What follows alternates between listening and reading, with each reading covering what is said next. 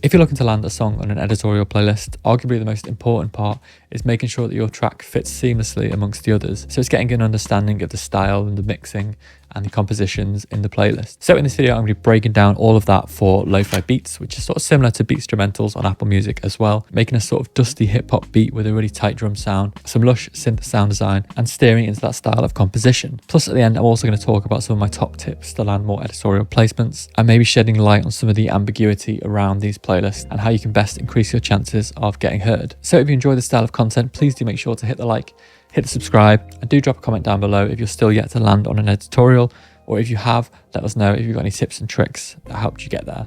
But for now, on to the beat breakdown. So this is a snippet of the track that we're going to make.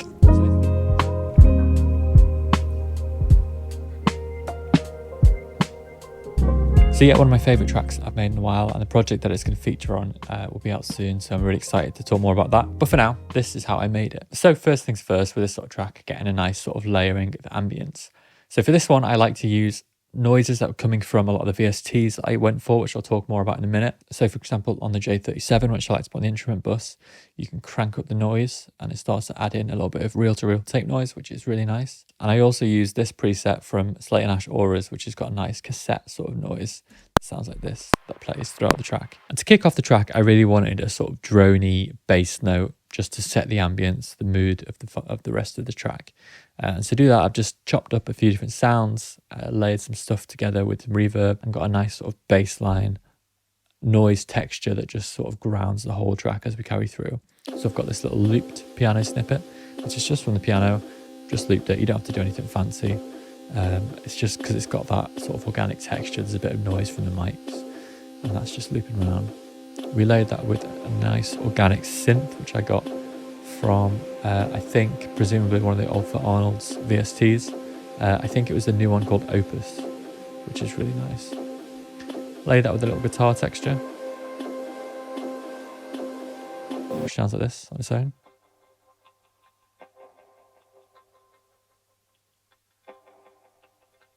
And what I've done is I've taken Brush Free,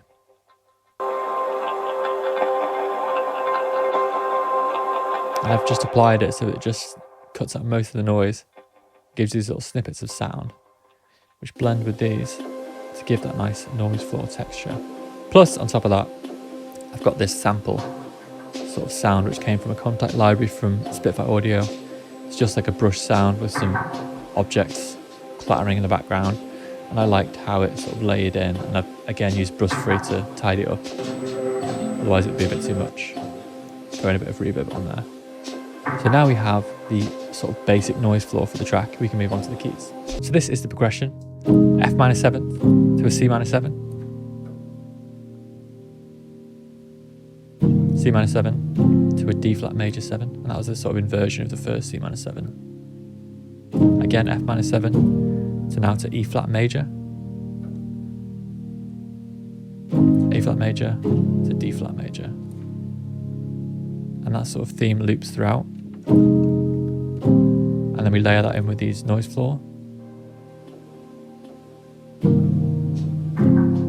Get that tape in there as well. We've got quite an interesting gritty sound coming along already. So for the piano, I actually used a Woodland piano, which is a free contact library available on Piano Book. I would highly recommend checking it out. It's on 1.3 at the minute. I think it's changed a little bit since the initial conception. This is really nice, and if you look for some noise, you can actually add it in here as well if needs be. A nice bass for the track. So time to get some drums in there. But quickly before I carry on this breakdown, if you are looking to get onto editorial playlists, step one is going to be you need a music distributor. And the music distributor you pick can actually make a big difference on how well you get on with these editorial playlists.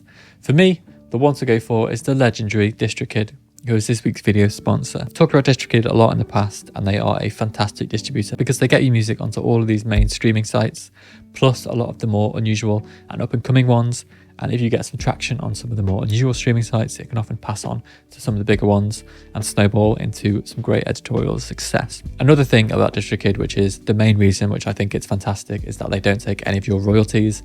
So if you do end up on one of these playlists, it can generate so many streams. And if you're with a distributor that takes maybe 20%, or sometimes I've heard of them taking more of your royalties, that's a huge chunk of income that's gone. Whereas DistroKid, you can pay a small monthly fee or an annual fee and you keep all of your royalties. So the one that I would highly recommend you go for is the Musician Plus plan at $3.33 a month, because it allows you to pick a custom release date. So when we talk about Spotify pitching later on, you need a custom release date at least 2 weeks before to enable your pitching.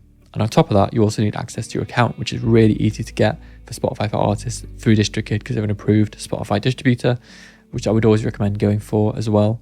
So if you click special access, click Spotify for artists, it instantly connects you to Spotify for artists, which if you've tried to do via their form can be an absolute nightmare. So I would highly recommend checking out DistroKid, and you can get 7% off your first year if you click the link in the description down below. So I would definitely recommend checking it out. But for now, on to the rest of the video. So this is the drum groove. Quite a tight session kit.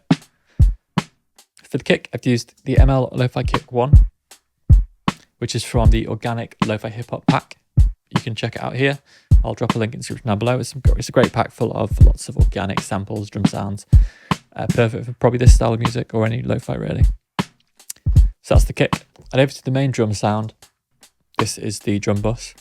So I've actually based this around a kit that I got off a producer called Mai. So if you check out Produced by Mai, who I was introduced to by Mad Keys to link in all together, he's got some addictive drum presets, which I've tweaked a little bit. And this is the overall sound I've gone for. So these are all the different instruments that I've used. So now I have like the snare individually.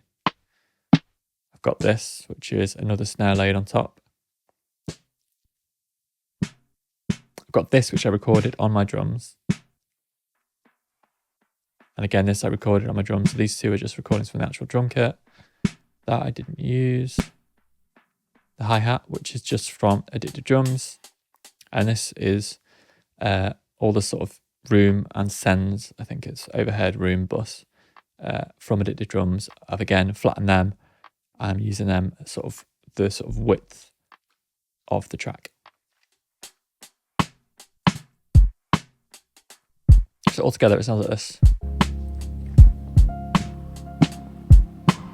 And then for the bass line, I use my flat wound fretless bass. Sounds sick, and you get a nice sort of slide sound when you go between notes. And I don't think I did much to that. So I've literally got nothing on there. It's just DI, and that's it.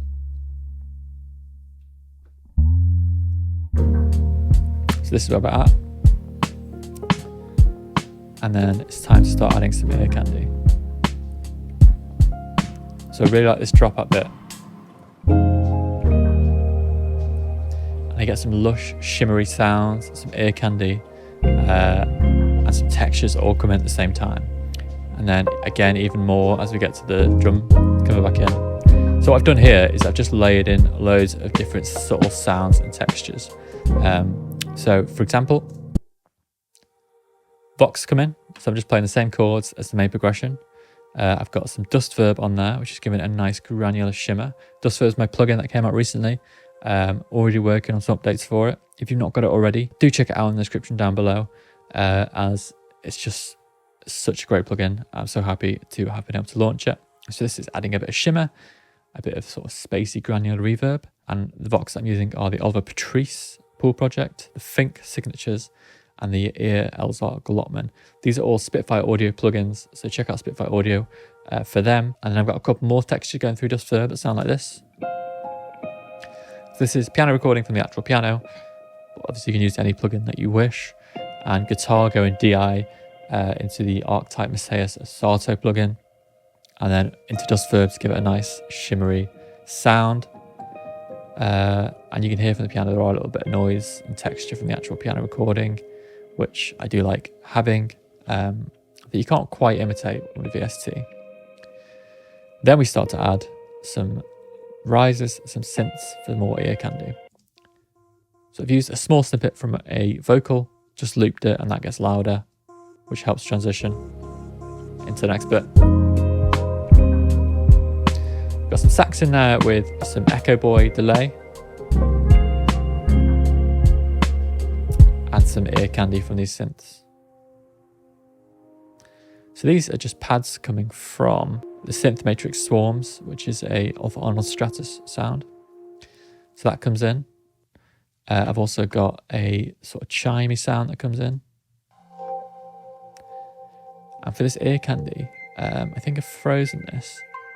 What I've done is I've essentially run it through Brus Free and run it through Spiff. So it's a sample sound, which I'm just getting small snippets from. And then I'm going again into Dust Verb to get that shimmery sound. That sort of little hiss is a Dust Verb sort of texture. And again, I've done more things for the rest of the ear candy, which are more synths, going through Dust Verb, going through Portal. And on here, I've got Dust Verb as well as EFX fragments and Brus Free, which is, again, sort of, when it's a more extreme sample, this just blurs out most of it and leaves you with some really subtle ear candy texture.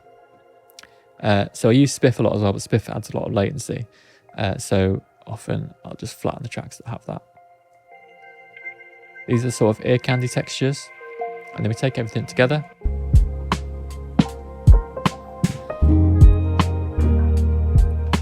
And I've got a Altiverb Attic preset here, which is the send, which sort of puts everything in the same room. And this is the send sound. So yeah, that's pretty much the track. Love to know what you think about it in the comments below. And definitely stay tuned for the album release, which this is coming on. But anyway, onto the key bit, which is talking about...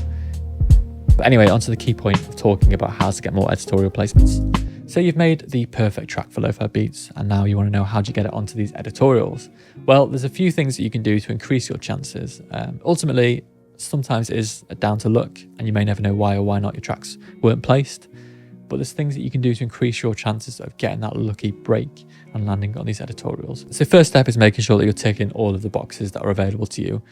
So some platforms don't let you directly apply, and then that becomes a little bit more ambiguous on how you actually get on these playlists, which we'll talk about more in a minute. But for those that do, players like Amazon, Spotify, you need to tick their boxes. So if they want you to submit 2 weeks before, like Spotify ideally wants 2 weeks, then do that as much as you can. Sometimes a week works, less than that's probably not going to get listened to at all. But yeah, with Spotify, you want to pitch at least 2 weeks or more in advance. When it comes to actually writing the pitch, I would always mention what playlist you think it's a fit for, and make sure you've done your research and you've got sort of a good idea of what the sound is on that playlist. You don't want to be sending tracks that aren't relevant, because that's going to get you sort of ignored in the future potentially. Maybe say what you're doing to market your tracks and anything that you think Spotify might like about the promotional campaign for that track. And I've heard as well that if you're a brand new account and you've got no online presence in any way, even if you make the most perfect track ever, it's probably not even going to get listened to as a pitch. So you've got to really build your brand and your audience before you're going to get these pitch opportunities, in my experience. So you can do that by doing things like YouTube videos, Instagram content, TikTok, etc. And if your content's really good, you might get seen by editors and you might get picked up on the pitching side of things. And also just generally growing if you're never getting any editorials, but you start to get loads of different independent playlists, some big ones, you're getting hundreds of thousands of monthly listeners, then that's going to pass on to your editorial opportunities. So you do need to keep building the brand around it, and then hopefully eventually you will get listened to, you'll get considered. And once you start consistently releasing great music and you start getting picked up by a few of these smaller playlists, it starts to snowball then. And performance on things like discovery mode as well is great, so it's always worth pitching to get those opportunities. And if your tracks get lots of saves and not many skips, then that all reflects well on you and your account, and Spotify will start to consider you more and more. And outside of leveraging your own sort of marketing and personal brand development, a lot of the playlists, a lot of labels have great connections with Spotify and Apple and other playlists like that. So my label that I run with BCom called Overgrown Tapes has had some great success on Spotify and Apple editorials. I think fundamentally because Spotify sees some of these labels acting as a sort of intermediary between musicians and curators, because a lot of these labels will sort of create their own sound, and maybe Spotify comes to respect the sound that they release and the consistency, and you sort of generally get slightly better chances releasing with labels sometimes. And I know there are labels out there as well that will have direct connections to Spotify. Majors, of course, do have a direct line to Spotify and many other lo-fi labels. You can sort of tell with the quantity of editorials that are hitting that they've obviously got some sort of connection there. So releasing with them can get you potentially onto these playlists, and once you're on these playlists with the label, it gives you a better chance of getting on these playlists without the label as well. But yeah, we'd love to know other people's thoughts, any other tips that you might have on getting on Spotify editorials, or stuff that you've tried that maybe hasn't worked. Do let me know in the comments down below. But for now, thanks for watching. Catch you next time.